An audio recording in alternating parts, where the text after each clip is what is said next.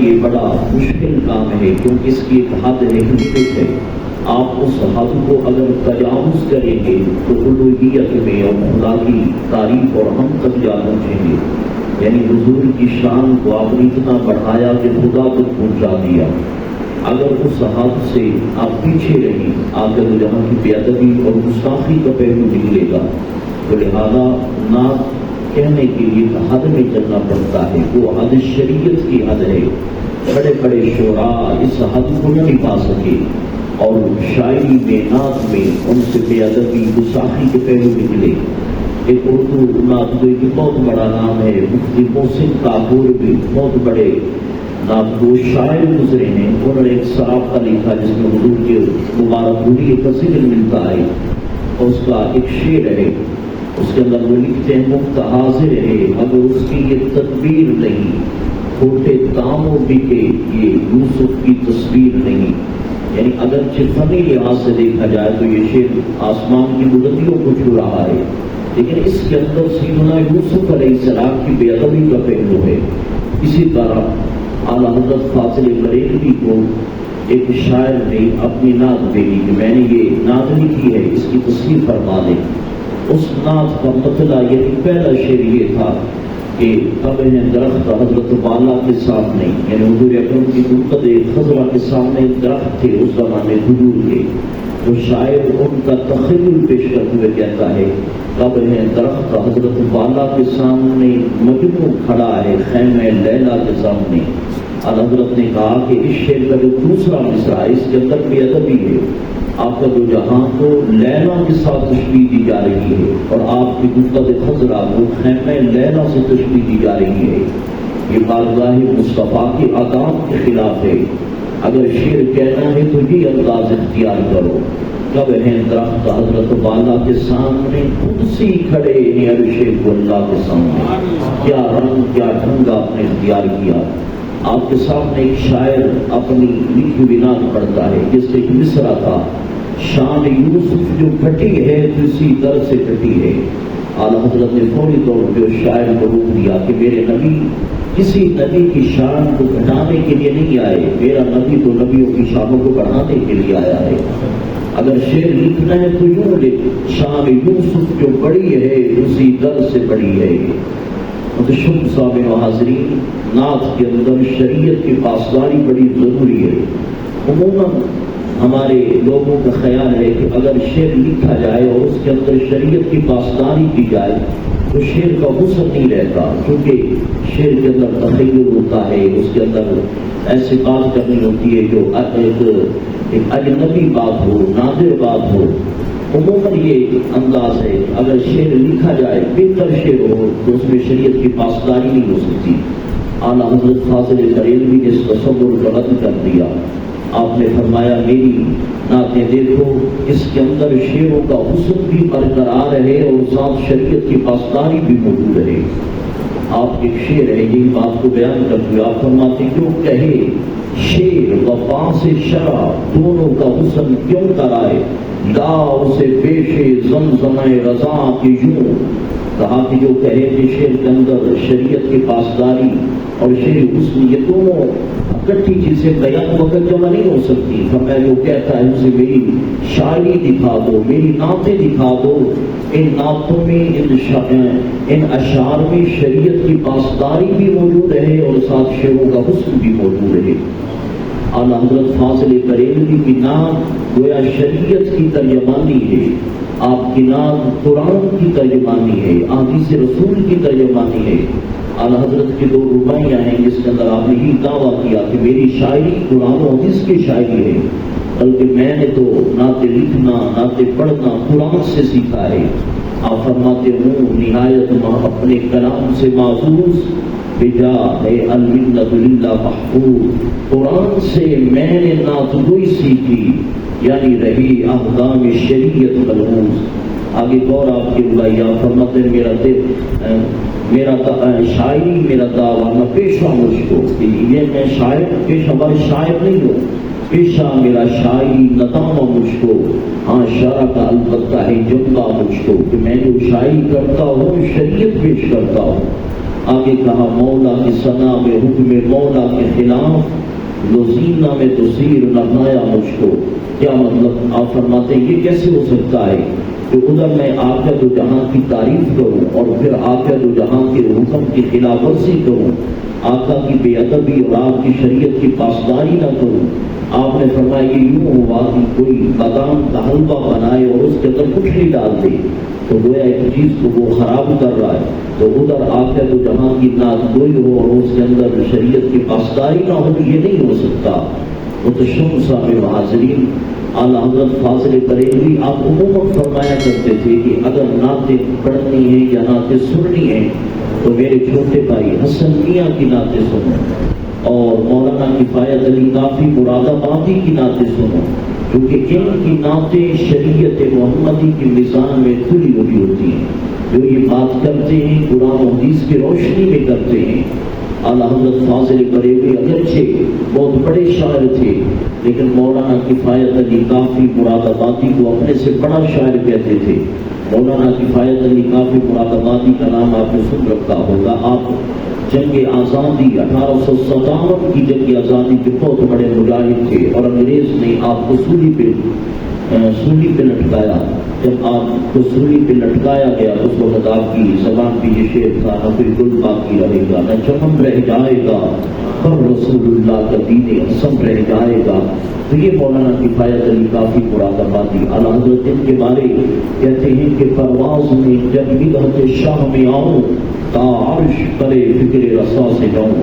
اعلیٰ حضرت اپنے بارے کہتے ہیں کہ جب میں نعت لکھنا چاہتا ہوں اللہ پاک میرے اوپر رحمت کی طرح دروازے کھول دیتا ہے کہ میرا تخیل اور میری عقل عرش اعظم تک جا پہنچتی ہے. آگے کہتے ہیں مضمون کی بندش تو میسر ہے رضا، کافی قدر دل کہاں سے لاؤں. کہاں کی جو میں شاعری لکھتا ہوں اس میں تخیل، اس کے اندر فن تو بے شمار ہوتا ہے، لیکن اس درد سے کافی مراداتی نازگوئی کر گئے ہیں اس تک میں نہیں پہنچ سکتا. ہمارے جو اردو کے شعراء ہیں کیا ایک تعلی ہوتی ہے کہ شاعر اپنے آپ کو بڑھا چڑھا کے پیش کرتا ہے، شاعر اپنے آپ کو عقل کل کہتا ہے کہ میں ہی سب کچھ ہوں. مثلا میر تقی میر کے ایک شعر ہے کہ سارے عالم پہ وہ چھایا ہوا مستند ہے میرا فرمایا ہوا.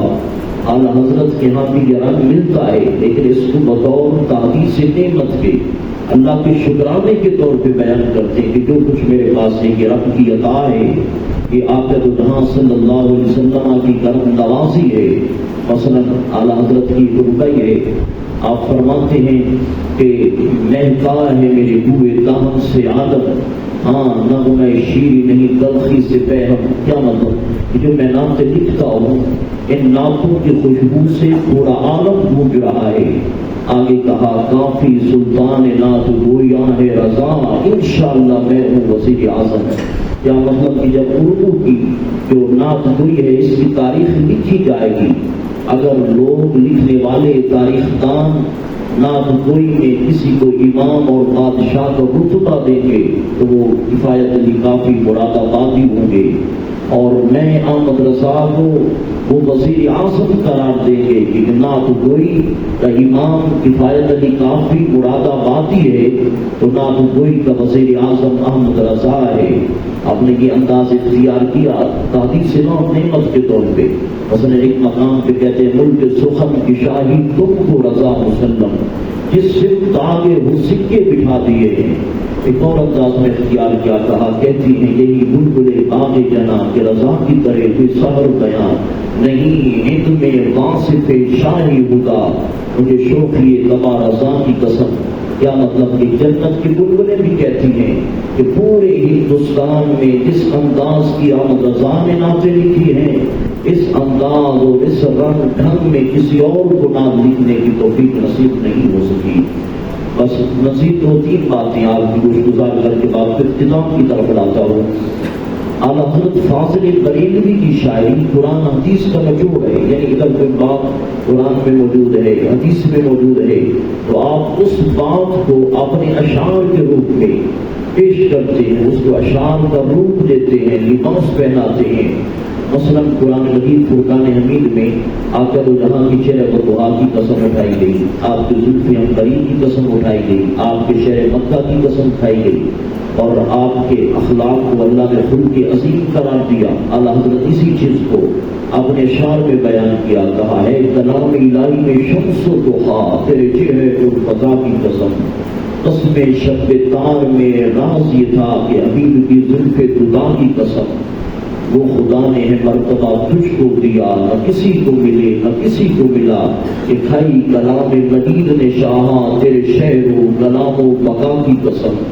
اسی طرح احادیث اعلیٰ حضرت کی شاعری میں نظر آتی ہیں، مثلاً آخر جہاں کی حدیث سے منظار تربتی وجبت الشفاعتی، کہ جو میری قبر انور کی زیارت کرتا ہے اس کے لیے جنت واجب ہو جاتی ہے۔ اعلیٰ حضرت اسی چیز کو بیان کیا، شعر میں کہا منظار تربتی وجبت لہو شفاعتی، اور پر درود جن سے نبی دن بشر کی ہے۔ اسی طرح حضور کی اور حدیث سے آپ نے فرمایا واللہ یؤتی تمہارا قاسم، اللہ عطا کرنے والا ہے اور میں اللہ کے خزانوں کو آگے تقسیم کرنے والا ہوں۔ اعلیٰ حضرت اس حدیث کو شعر میں پیش کیا، کہا رب ہے موتی یہ ہے قاسم، رزق اس کا ہے کھلاتے یہ ہے۔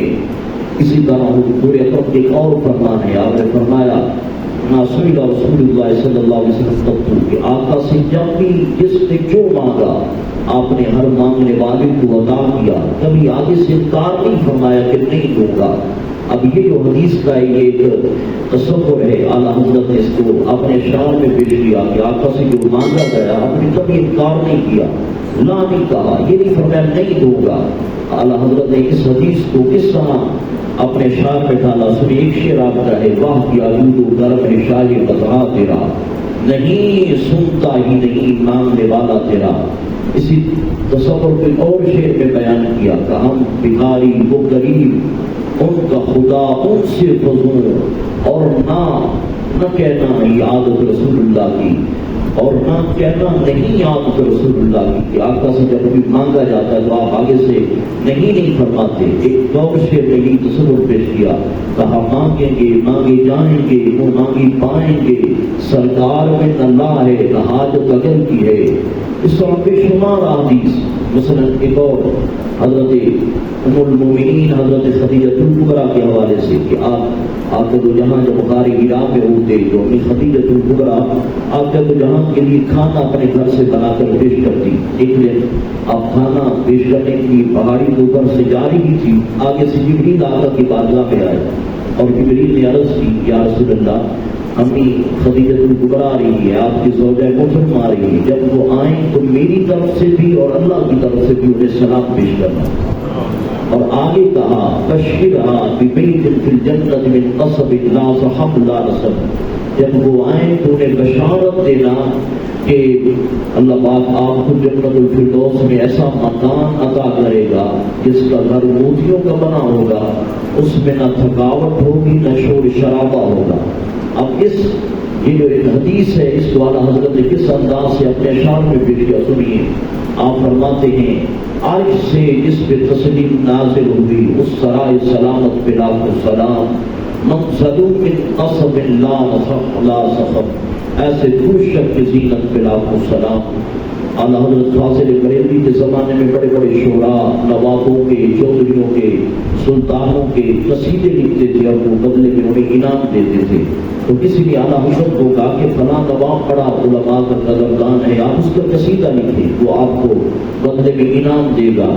آپ نے بھی ایک سلطان ایک بادشاہ کا قصیدہ لکھا، وہ بادشاہ کوئی دنیا کا بادشاہ نہیں تھا، وہ سلطان مدینہ تھے، وہ تینوں دنیا کے بادشاہ تھے۔ اعلیٰ حضرت کا کرم اٹھا کہا